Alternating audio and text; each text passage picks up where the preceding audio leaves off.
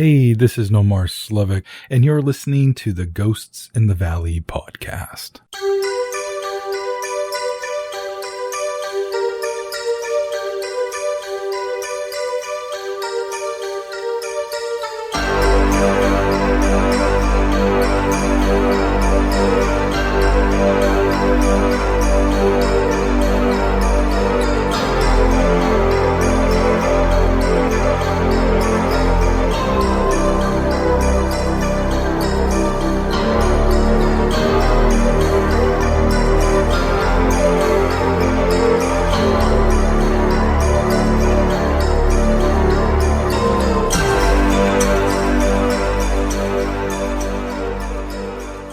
Okay, today on the show, I have Nomar Slevik. He's a podcast host, author, songwriter / rapper / investigator. And I know there's a lot more tags that go along with his name, but we're going to get all of that.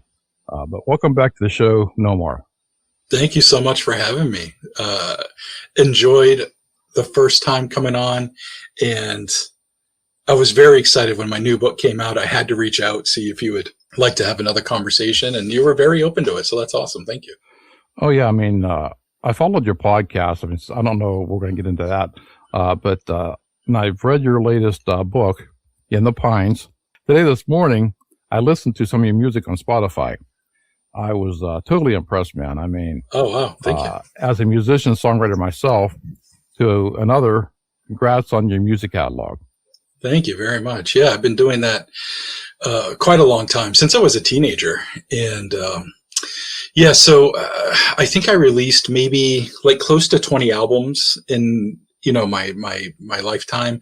But as of late, meaning like the last 10, 12 years, I've really just kind of been recording songs here and there, and I'll just put them out as a single. I have an account with DistroKid, which isn't the greatest, but it is a way to get your music out to all of the online retailers. So that's been fun. And my latest single, I think it's called Civic Duty, and it kind of speaks to the times that we're in right now. And there's another rapper on there with me. His name is Memphis Reigns, out of Hawaii, but he actually moved to Thailand recently. He's there for a few years for work, but incredible rapper. I produced the song, and both he and I rap on it. And Civic Duty, check it out, Spotify, wherever you get your music. He raps on a couple of other songs too, don't he?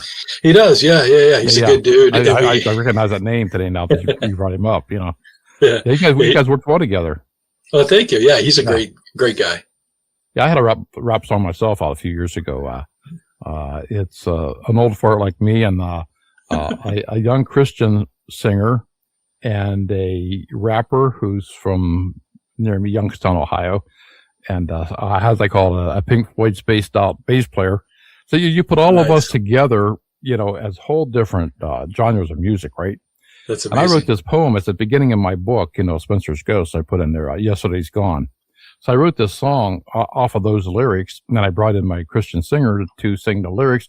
My rapper, who's I'll say like ghetto rap, and I said, how are we going to get this to work? And Vinny, my rapper, goes, I can get anything. I can sing the phone. I can rap the phone book, man.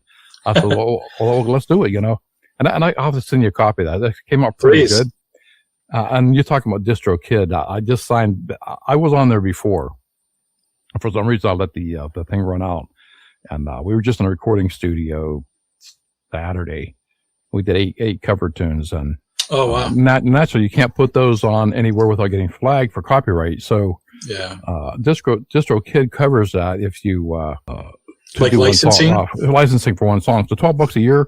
And that's not bad. And it goes out to all the YouTube and Facebook and iTunes and all of them. So I think it's pretty cool. As far as my original music, I didn't see any uptakes on that on my songs, So we're gonna do that again. Try that again. And good. Yeah. I mean, I really enjoyed your music, man. I hear it as I don't know how to put it, like a mystery. What I'm saying? Like a different type of rap. Yeah.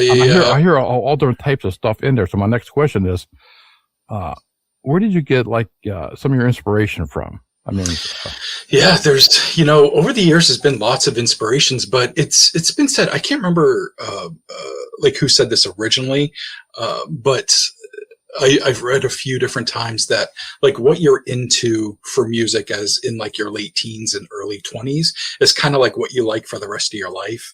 Mm-hmm. That doesn't mean you're not going to branch out, but like the core, like you're driving in your car and you just need something comforting to listen to. That's what you kind of go back to, that's what you'll put on. And for me, believe it or not, being, a white kid, gangster rap. Yeah. I grew up with it, love it. So there was a lot of early influences, but I think the biggest one was Ice-T. He could tell a story. He can still tell a story. He's still making music, and he can tell a story like no other. And so growing up, there were multiple influences in the multiple things that I was interested in. So I was interested in music, I was interested in the paranormal, and I was interested in horror movies. So growing up, it was Ice-T and the two Stevens, Steven Spielberg and Stephen King. Mm-hmm.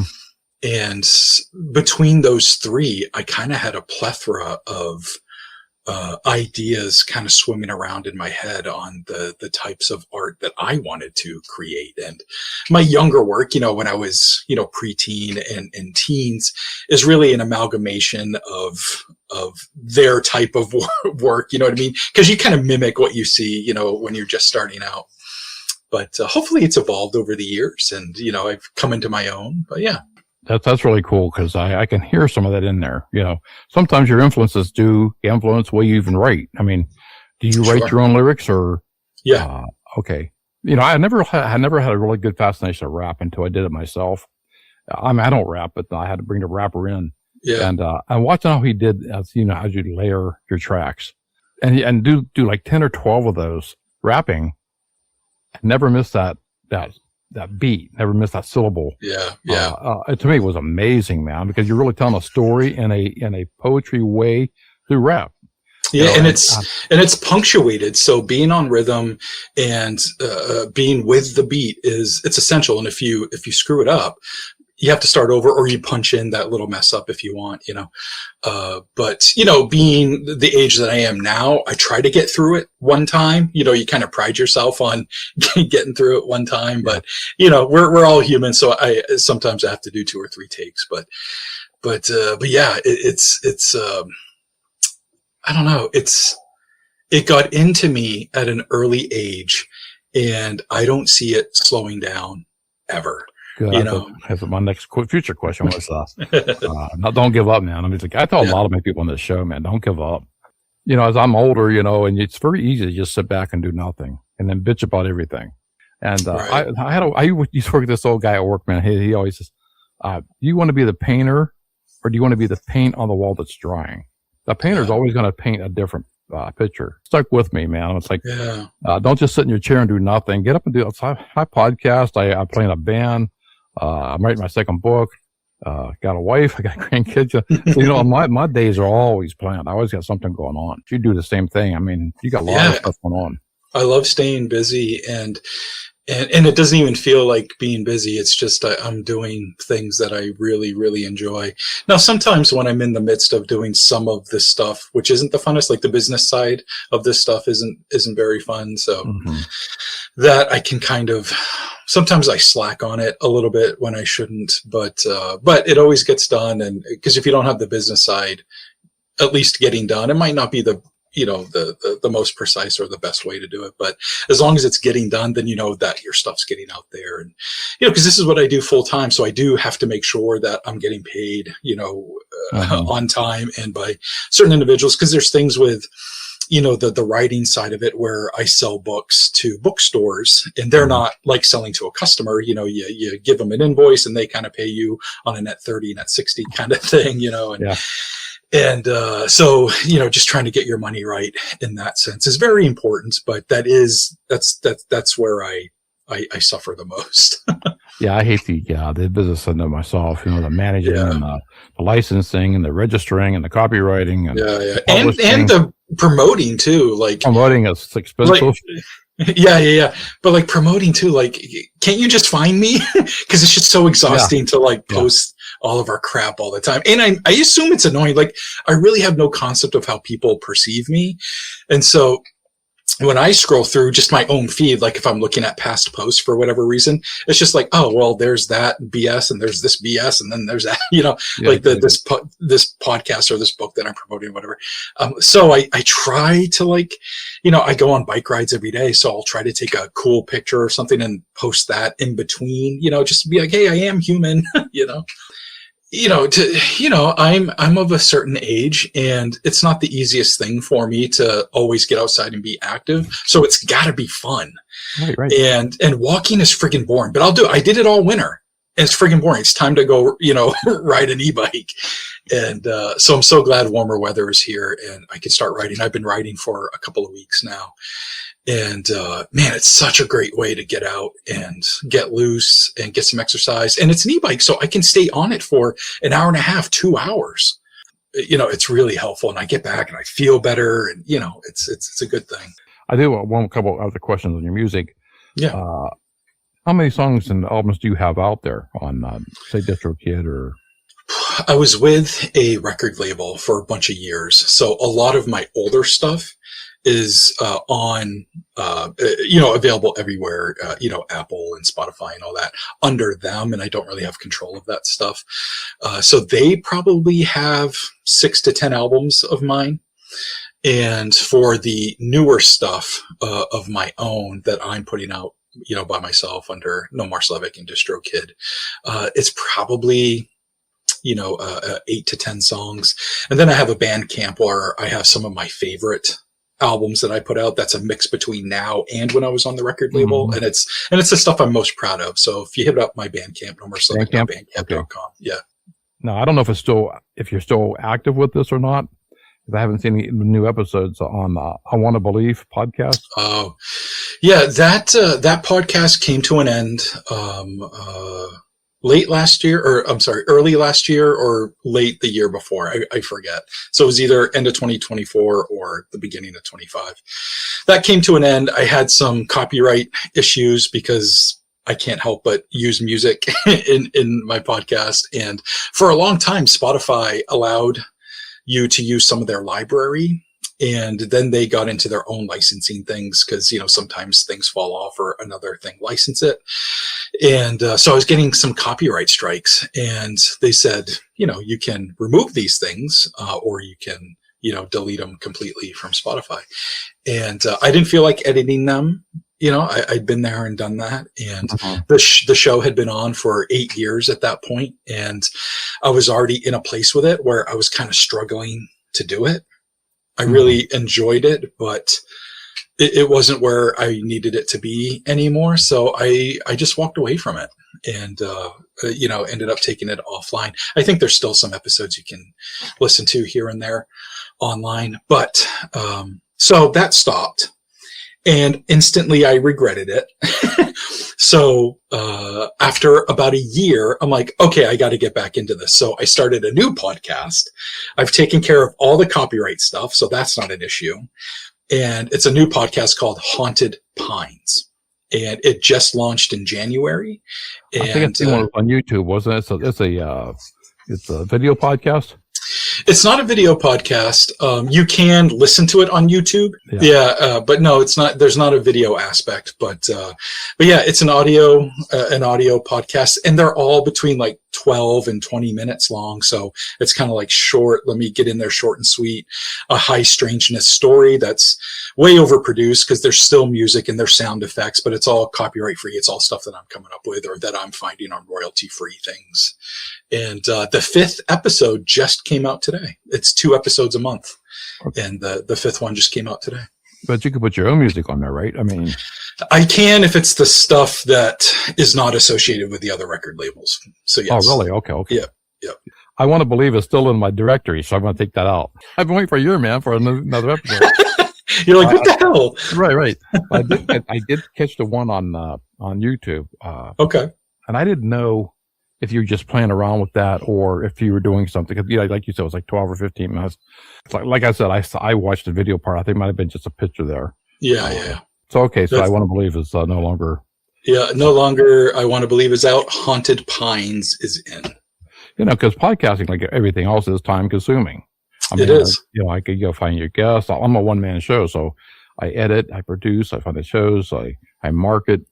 I don't know how you guys do it, because you and almost every other podcast that I'm on, you guys get guests, and I'm like, I need to cut that part of it out, like, and just so it's just a storytelling podcast, it's just me, and I like you, it's a one-man show, but there's no guests, so that's like the easier part on me, I just only me, and this is like my 8th year into it, and yeah, I would say on a whole, 90%, it runs pretty smoothly.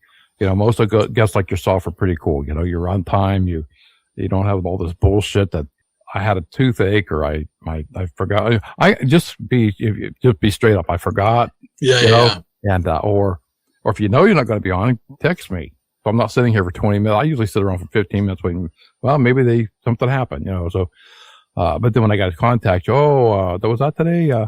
Then I do another one, and then they don't show up again. Well, it's stuff like that. And I know I've seen you on other shows, and I recommended you to other shows. And yeah, I appreciate that. So, because I know it is. You got what, 7 or 8 books out? I was giving out your books today, and I was really impressed because I have one. So I know the amount of work that's put into putting those books out. Yeah, and then in the writing process, and then you don't get any reviews. I mean, that's like pulling teeth to get a review.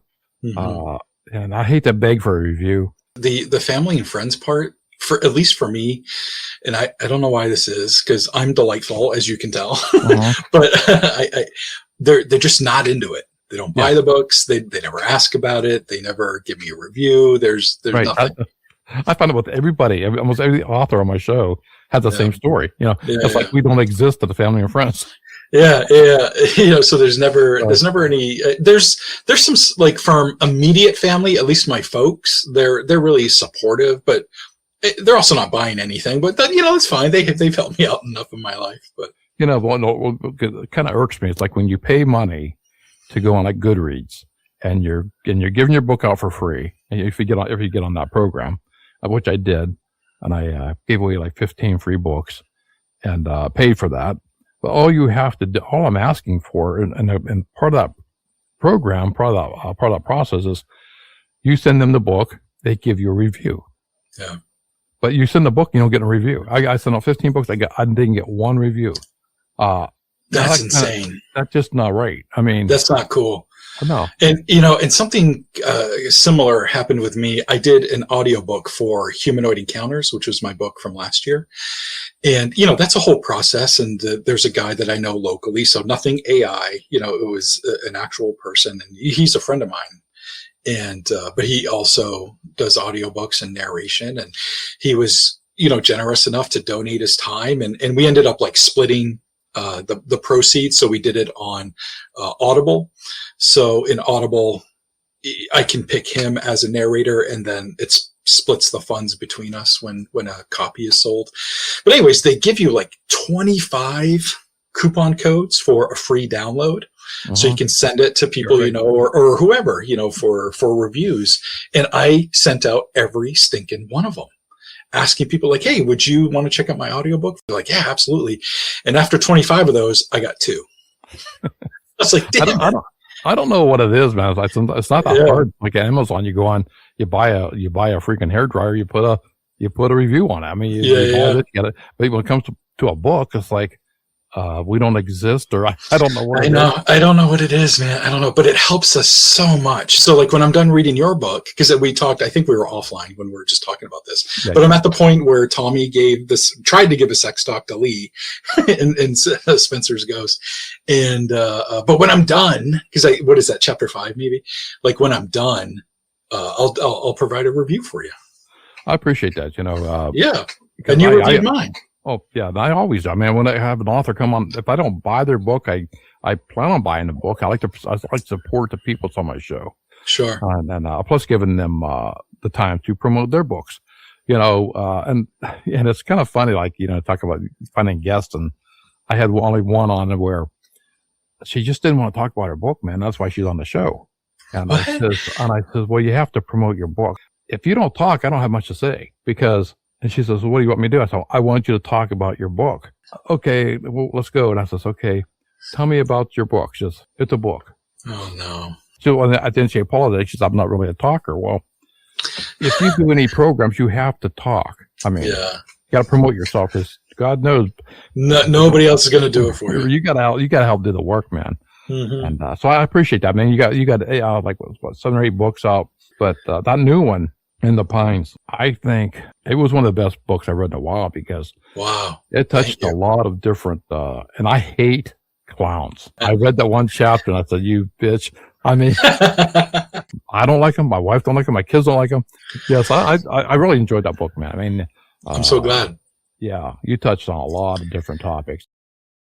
There's a spontaneous human combustion story in there. Oh yeah. There's there's a ghostly section. There's a cryptid section, but there's also like where I'm kind of getting out of my comfort zone. There's also bizarre true crime, which is I touch on that on my podcasts, but I've never touched on that in my writing. So that was really fun to look at those stories and there's so much true crime. So like, what the hell am I going to include?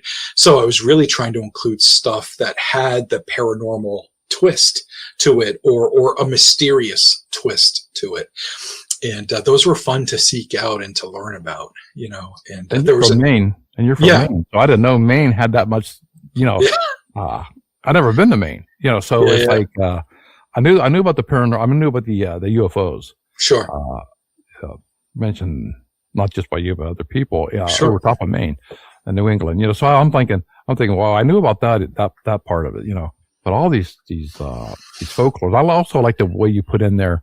You don't know if this is true or not, but it's an interesting story, like folklore. I mean, can you prove any folklore? I mean, so no. And I said that before, you can't put a ghost or an alien or anybody or skinwalker in a cubicle and, right. And goes, hey, here's a ghost. You can't do that. You got all these machines out there that can, EVPs and stuff, but I can sense, since I've grown up in a haunted house, I can sense, man, when there's something there or something's watching you or, I got the feeling, Yeah. And I really like that book, man. I can't, give you enough credit for it. It's really I really appreciate that. I'm always, working on something when something else is just coming out. So when Humanoid Encounters came out, which was last year, I was like knee deep in working on In the Pines and finding different types of stories. And like you were saying with folklore, you can't prove them. I don't put them in the book as any sort of proof. I put them in the book to fascinate you the same way that they fascinated me. Whether it's true or not, I don't friggin' know, but it's a cool story and somebody needs to know about this. I can't be the only one being like, oh my God, this is a great story. So I take it and then I spit out, my own version of it, if you will. It's still a retelling, but it's from my perspective. You know what I mean? And you can't help that. I try to be unbiased. Like, I'm not saying believe this or don't believe this, but just the fact that I'm writing it, it's coming from my perspective. And so I'll include quotes from witnesses that I think are pertinent. I'll include a QR code if I think it's pertinent to the story. QR codes, man. I took the visualization of what you're talking about, especially that the circles in the from the crop circles. The crop circles, yeah. I mean, and then seeing it visually, Yeah, it was really cool. Oh, yeah. And I have a little side story that I didn't put in the book about those crop circles, those pictures specifically. So just to get everybody on the same page, there's a little section in my book, and it's about crop circles and fireballs and other little types of tiny lights that people see. And this section is talking about crop circles that have been seen and observed in the state of Maine. Now, Maine, it's very rural. It's up near Canada. It's on the East Coast, and it's not known for crop circles. Bigfoot, sure. UFO, sure. But crop circles, it's not. So I was doing research, 10, 15 years ago and finding all these crop circle stories. And in one of these stories, it was this night, and it was kind of like a dark and stormy night. It's kind of like the perfect setting for a ghost story. And there was a set of houses that were on the peripheral of this field in this small town in Maine. And a lot of the people that were in these homes in the middle of the night started hearing some weird sounds coming from outside. In one particular incident, a woman's dog brought them to her attention. It was barking at something outside, and it woke her up in the middle of the night. She's like, what the hell are you barking at? So she goes and she's looking outside and she sees this ball of light kind of bouncing around this field. So anyways, everybody's like, we don't know what the hell's going on, but we saw some weird lights. They get up in the morning and some of them went out to investigate and they saw that these fields now had crop circles in them. Really wild. So when I came across these stories, maybe 10 years ago or so, I decided to go down to that town to go look at the field for myself. And in crop circle stories, you hear that, it doesn't matter how long has passed, the grass never grows the same way again if a crop circle has, a genuine one has been made in that field. So I wanted to check that out to see if there was remnants or if there were weird patterns in which the weed or grass was growing. So I finally find it, right? So now I'm parked on this dirt road and the field, I'm parked right next to the field. There's no way to get an aerial view. So my plan was to climb on the hood or maybe eventually the roof of my car and hold up a camera and try to take some pictures of this field and to see if I could see anything. Before I could even do that, this big black SUV comes barreling down the gravel road. All I can see is the dust at first, and then I can hear it, and then I can finally see it. And this vehicle, it's a big black SUV, no license plate. But I believe at the time, maybe even still, we're a state where you don't have to have a license plate on both sides. You could have it on the front or back, something like that. Anyways, but it was facing me and there was no license plate. It's all black. It parks and this guy gets out. The guy looks like he's from the military. He's got this buzz cut, almost a flat top. And he's wearing what looks like a military uniform. It's either dark blue, navy blue, or black. I couldn't really tell in the sun, but it was dark. And there were 0 emblems on it. So it was weird to see a military uniform without any insignia on it. That was weird to me. And there was no signage that I could see on his car. But he gets out and he's probably, 20 yards from me or something. And he yells to me and he's like, hey, you can't be here. I'm like, all I'm doing is taking pictures of the field, man, And he's like, you can't be here. You got to get out of here. And I'm like, okay, this dude, I didn't want to press my luck with this guy. You know what I mean? And so I tried to take some pictures on the sly, before I got back in my car, but the way I was holding the phone and everything, I got crap for pictures. It really sucked. But I get in the car and I take off, and that's really the end of it. But I thought it was really interesting. You didn't put that in a book, though. I did not. No. That's interesting, man. Yeah. Can you see the relation though, and some of those things in the book to what's actually happening today with the stuff that's coming out that they want to release for the aliens and the hybrid, human hybrid inbreeding, and so it's I've been warned a few times, not to put my this episode out that I just did with Missing and the Dead from UAP Connections, and sometimes I gotta worry. I have to watch how I say it, how I put it. I've been contacted by the government. I've been contacted by local Air Force. I know that over the last 8 years, I had episodes being taken off mysteriously off my podcast, and I got to reinsert them, and then they're taken off again. That's usually UFO connected. Then I had a contact from a person from Homeland Security that told me he had experience in this, and I wanted to point out a few things I had wrong, and I said that's fine, I'm good for any positive criticism, I'll fix it, but he was saying, to watch what you say when you mention the Men in Black or the Deep State, because those words alone, how let's say your cell phone, how you got your cell phone, and it picks up everything you say, man. Siri and Alexa and your TV, you've got a smart TV. I give you an example. My wife and I were talking about thermostat for the house. And so we're talking about, should I get Wi-Fi or should I just get a regular old-fashioned thermostat, And the that was it. That's about the basis of our conversation. We both get online. First thing that pops up is thermostats. So, it's taking these key words and used basically for advertising. The man was telling me to watch what you're saying because these key words like Men in Black, they target you. Well, I don't know if it was just me, paranoid, but I felt like there's a clicking on my phone for the longest time. So it's all this stuff that goes on behind the scenes, and I have to watch what I say, how I say it, without being flagged. Yeah. So the guy, was he like, it also obviously went through my mind. Like, is this like Men in Black? You know what I mean? Uh-huh. Like that's really interesting. And I've never really run with it. It's the landowner or maybe a security guard who's in charge of this land, so I can only chalk it up to what I know, for certain. I can speculate, of course, but going back to your cell phones listening to us. Uh-huh. So check this out. This happened, I think, in 2024. My girlfriend and I, we went to an indoor flea market thing that was happening. Her cell phone was in her purse and mine was in the car.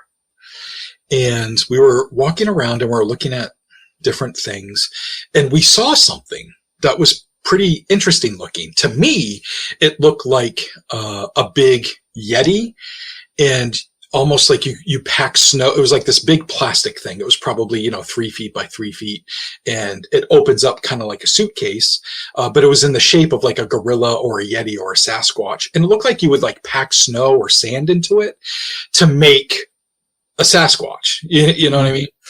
And we didn't say that to each other. We visually saw it and we're like, oh, that's really interesting. Look at that. And then she looks at it. She's like, oh yeah, that is pretty cool. That was it. We leave, and I think it was the next day, she goes to like search something on Google, and an ad for that thing came up, and it was a snowball maker. Wow. But in the shape of a Yeti. Wow. And nobody even said anything, but it was she screenshot it and showed it to me, and it was the exact thing that we saw, but we only looked at it and said, wow, that's cool, because we're weirdos and we like Sasquatch stuff. You know what I mean? So, but we didn't say, oh, look at that Sasquatch snowball maker, and it was the same color. It was like a neon green, which is like a strange color. Yeah. And not only that, but it's a snowball maker, and we got the ad. She got the ad in May. There's no snow in Maine in May. You know what I mean? Like, why are we getting an ad for it? Right. I don't know. It was really strange, man. Yeah, you brought up Yeti. We had that big Bigfoot thing in our area. Oh my God. Yeah. Like, we made the national news. I'm like, I don't see that happen again in my lifetime, but in my phone, man, I'll tell you what, it was ringing on my cell phone. I was getting messages after messages after messages. And then when on the Bigfoot fight, and I'm tracking this thing, right? The reason I'm thinking that's true, well, not all of them, but on the 7 out of the 8, it's following a path. It's following this path from the counties here, but it's like from Portage County to Trumbull County. So it's a south to southeast path that goes from our counties down into Pennsylvania. And you're in Ohio, is that right? I'm in Ohio, and so this thing is going through the path. And they call it like a wilderness path where the deers take it and the bear and everything else take this path. And it makes sense to me the way these spottings were taken. The timeline was perfect on these calls coming in. So it couldn't have been planned. And the only two I struck out, the two I was contacted by were in my own little town. We have a thing called the Covered Bridge, which is the oldest covered bridge in the state of Ohio that's active. And I believe it was built in 1831, 1832. So wow, it's still active? It's so active, right? So I had a call that there was a Bigfoot-type creature that was as tall as the entrance of the bridge, coming out and going down along the side of the bridge and following the path to the river, headed towards the same path that this path would take. And that kind of made sense to me, but I didn't get any other calls from that or any other reports from that area. I hate to say anybody's telling me a fib, because you never know. Yeah, so, you never know. But that much activity in this little area, and because I live in a village, man, it's like but it's a neat little town, Yeah. For us to get this information, this much activity through Newton Township is totally unreal. And I just thought it was amazing that that happened here. Yeah, hell yeah. I get these podcasts from Oklahoma, out west. Yeah. How about Maine? How's Maine in the Bigfoot sightings? Pretty good. In Humanoid Encounters, I have a Bigfoot chapter, and the godfather of cryptozoology lives in our state, Lauren Coleman. He's moved just about 40 minutes northwest of me, in a little town called Bangor, and his cryptozoology museum is opening up next month up in Bangor. It was open in Portland, but they closed because he moved up to Bangor, and so they found a place. It's been a whole thing, like years in the making, but it's finally going to open next month, and we're all like really excited about it. But yeah, we get a ton of Bigfoot activity. There's another woman, her name is Michelle Solier, and she wrote a book called The Bigfoot in Maine, and she's got a plethora of fascinating encounters in that book. And whenever I find something, I typically send it to her. I found a footprint once and took a picture of it and sent it to her. And so yeah, there's a lot of Bigfoot stories around these parts. Ohio has kind of been in my world recently because of Jeffrey Dahmer. Mm-hmm. I just acquired a hardcover copy, mind you. This is very special to me, of the book that Jeffrey Dahmer's father wrote after his son was convicted and everything. And I think it's just called A Father's Story, and his name is Lionel Dahmer. And for a time, they lived in Bath, Ohio. Mm-hmm. And in the 1970s, I have a podcast episode coming out about this in a few weeks. But in Bath, Ohio, in the 70s, Jeffrey's mother saw a UFO, and she saw it on actually multiple occasions. And at one point when she saw it, she like ran out of her house and was running down the street, chasing it and screaming at it. And neighbors like saw her doing this, and they're like, see, she's friggin' crazy, blah, blah, blah. But she was convinced that, she saw a UFO. And there was another night when she saw it again. And this time she got in her car to go drive around and look for it. And she saw it, and she ended up contacting the newspaper. And apparently the newspaper interviewed her and ran a whole story about it. I haven't been able to find that newspaper article, but really interesting. Like even Lionel mentions the UFO stuff in the book about his son, and God, it's such a sad book. But yeah, he didn't have a great upbringing, and dissecting animals when he's a kid. And I mean, I've seen a movie, but I haven't read the book. Yeah, it's fascinating. I can't recommend it enough. I think I give it 4 stars on Goodreads. It's certainly flawed, though. Flawed meaning in his perspective of writing. It's certainly sad, and it's certainly introspective. Could I have done more? Why didn't I see these red flags? And that was interesting, but I think some of it is performative, and because he doesn't want to seem like a monster, but at the same time, I think he's also like unnecessarily blaming himself, because he had certain urges when he was younger, but like certain urges like any of us would have, like, oh, I'm so mad I could kill that guy. Like that's kind of what he's talking about. Right. And he also threw Joyce, his former wife, under the bus because she was on so much medication during and after her pregnancy that he thinks that might have affected, Jeffrey. And I suppose that's possible, but, she was devastated by what happened. She spent the rest of her life working like with AIDS patients and almost like kind of atoning for her son's sins, like just trying to give back as much as she could. And I don't know, I just didn't think that was fair. But anyways, it's a fascinating perspective. Lionel Dahmer, A Father's Story. People should check it out. I was going to get back to your book, in the Pines, the stories of mystery, mayhem, and monsters in Maine.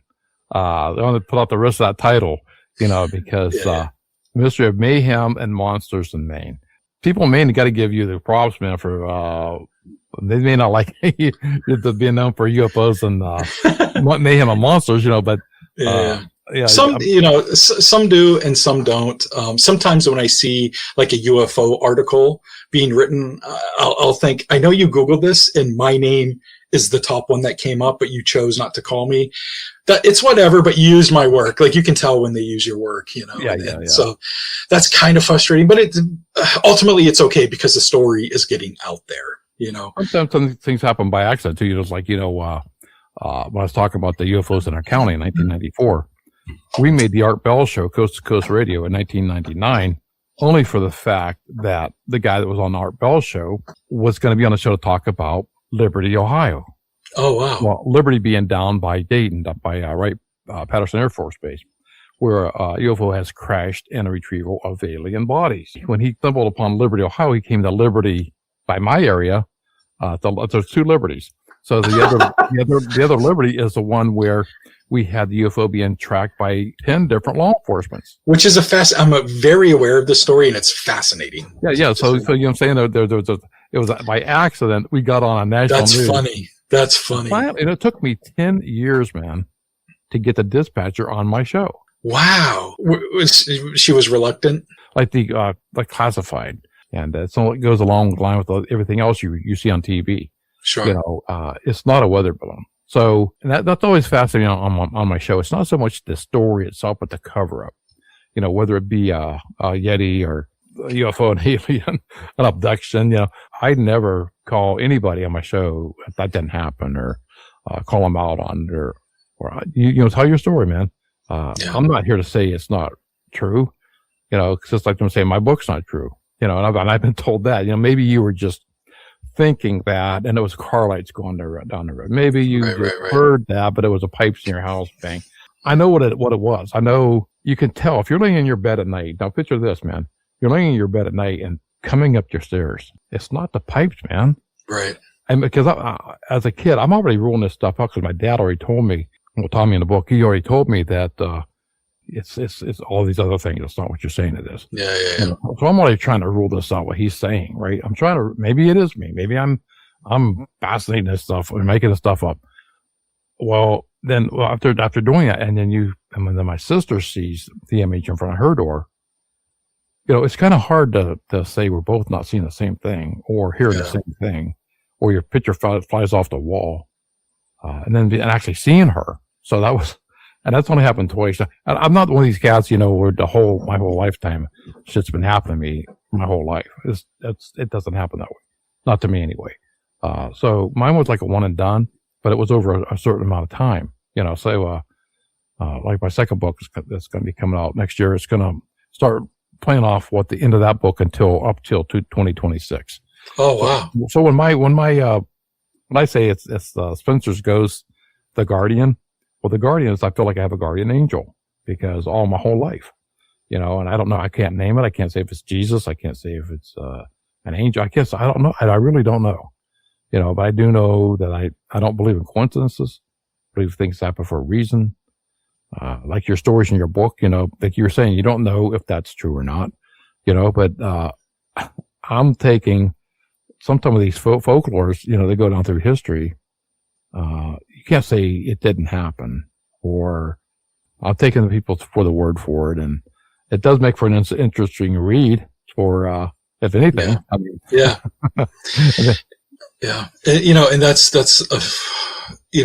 after all these years of finding stories and sharing them in different ways, my favorite thing to do is to tell stories. Mm-hmm. And so I'll book libraries throughout the summer to promote my book and share stories from it, to an audience of people. And it's just so fascinating and fun to do that, because I think these are important stories. I think they're a matter of historical documentation, and I want as many people to know about them as possible. And a library is a great way to do that. And the local libraries here have been very supportive of having like a strange program, for, one night a month, or, whatever I can do them, I did one on a library a couple of years ago, and I like that because you're always going to have people that's going to show up that don't believe any of that stuff. Oh, sure. Yeah. So, and I that's cool with me. I'm not here to I know everybody think the same way. That's fine. But I always found it interesting that these people stuck around the longest after you're done talking is the people who's on the fence or they don't believe, but they stick around because I think they want answers, because maybe something did happen. Yeah. And And, I get that a lot where it's, they're skeptical, but they go, but can I tell you something? Can I tell you this thing that happened? And because they want my perspective, on it, because I'm constantly ensconced in these stories. So, let's get this dummy's opinion, and they'll share it with me. I'm going to say they got to share some of their stories too. Yeah. So they'll share like the one paranormal thing that happened to them. And I'm like, I got to tell you, of all the stories I've heard throughout all the years and all the people I've talked to, it sounds like you saw a ghost, or it sounds like you saw a UFO, What about your girlfriend? How is she? Is she amazing? She's into all of this stuff. Yeah. She actually painted the cover for Humanoid Encounters. So you should definitely check that out. And she is the creature. She made the mask and is the creature on the cover of In the Pines. Okay. And she did all the illustrations inside as well. Oh, really? Yeah, so cool. she's very talented. She's an artist, and we have many strange conversations about all these different things. It's yeah. pretty See, my wife, she's just the opposite. She does not anything. Really. That's why I have a cross over here. I got one in the back. So when I went to an actual haunting a couple of years ago, a guy wanted me to come to his house. Didn't want to be on my show like you're on right now. He wanted to come to his house and he tell me his story in his house that is haunted. That's cool. I'll tell you what, dude, that house was extremely haunted. And, that's awesome. So my sister's a pastor. She says, make sure you do a protection prayer before you go in, and do one before you come out, just to cover your back, And I did, man. You like doing book signings? I do, yeah. I like them a lot more than being a vendor. A lot of people, there's a lot of craft fairs. There's a lot of just like summer fairs. And I do get asked a lot to get a table there. But first of all, they're always way too expensive. But second, it's not, I don't enjoy sitting there from 9 a.m. to 4 p.m., to sell books. I'd rather be in a library for an hour and a half and be able to share these stories and then sell and sign books afterwards. That's always much more fun to me. I know exactly what you're talking about, because last year I went to a Paracon in Virginia, and we traveled there, my wife and I, and it's an old church of like the 1700s that they're trying to restore this church, man, trying to keep the history alive, and it's very active during the Civil War. People have coming through, and a lot of the ground right there has got thousands of people were buried, and it was kind of moving experience to me.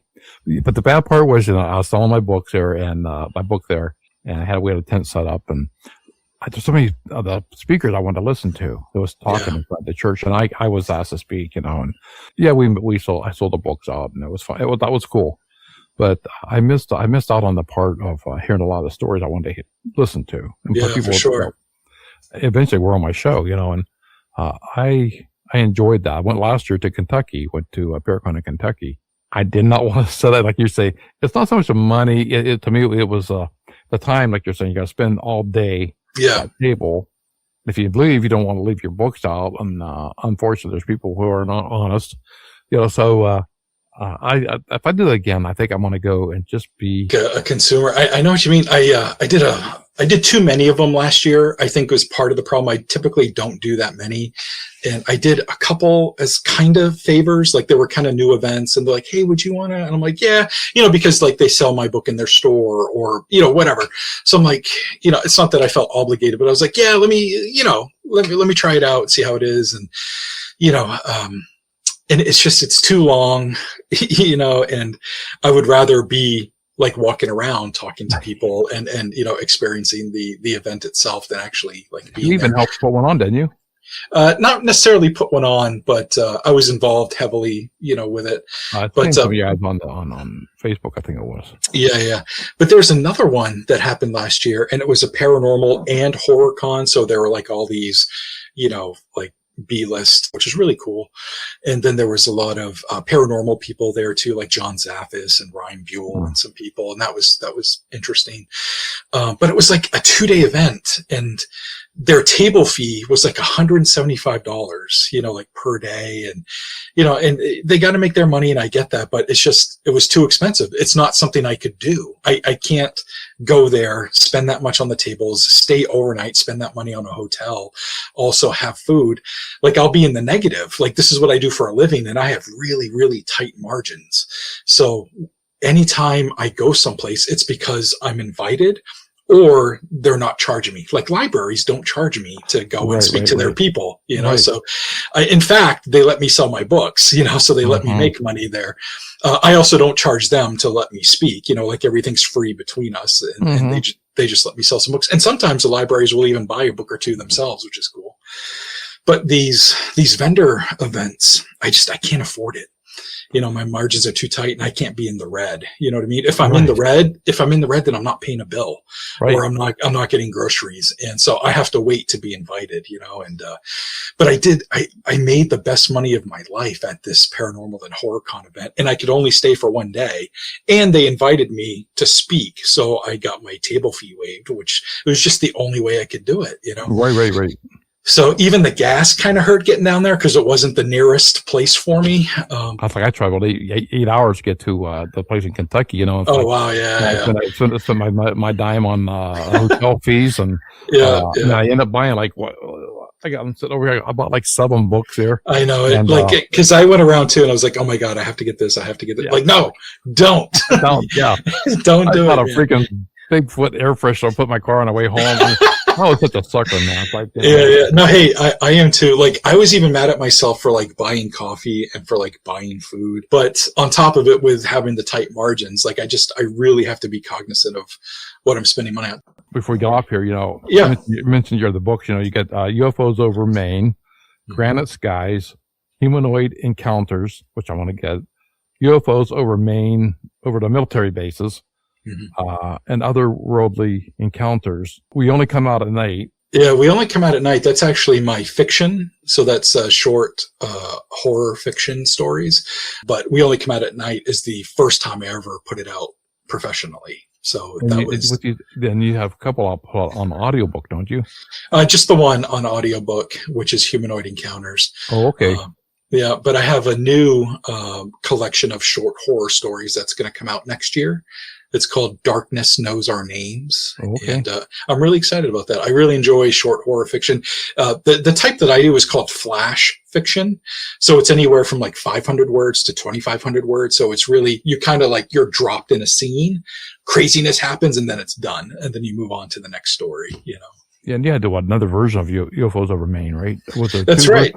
Yeah, there's 2 versions. There's the original that came out in 2014, and then I did a 10-year anniversary in 2024. Yeah. And that ended up being a tome of a book. It's 400-something pages. I basically broke the book down, the original, and rebuilt it from the ground up and included all the stories, the original publisher. That was one of my trad publishers, you know, where I was with a company that put out the book, and they had me cut a bunch of stuff out of it. So 10 years later, I'm like, well, I'm not with them anymore, so I'm going to put them all back in. And it ended up being the big book. So what else you have coming up this year? Or anything? I got a lot of events coming up. The first one is starting May 2nd, and it goes all the way to the end of October. So I got a busy, you know, summer and fall season coming up, which I'm really excited about. I'm working on that horror fiction book. There's another nonfiction book that I want to do. There's this gentleman that lives in the southern part of the state that has had kind of like a lifetime of encounters, and I'd really like to interview him and get his story and put that book out. And he's kind of getting up there in age, and I think it makes sense to interview him sooner rather than later, you know. Yeah. So anyway, man, it's been my pleasure, man. You send me the links, and I will put the links to your books in the show notes. Sure. I'll put where you're showing up, that people come meet you, buy your books. Cool. And talk to you in person. Put all those in the show notes, and it has been really my pleasure having you back on. I want to be back on again, man. I really look forward to that new book coming out. I am going to get the Humanoid Encounters. I had that in my library. I don't know where the hell it went.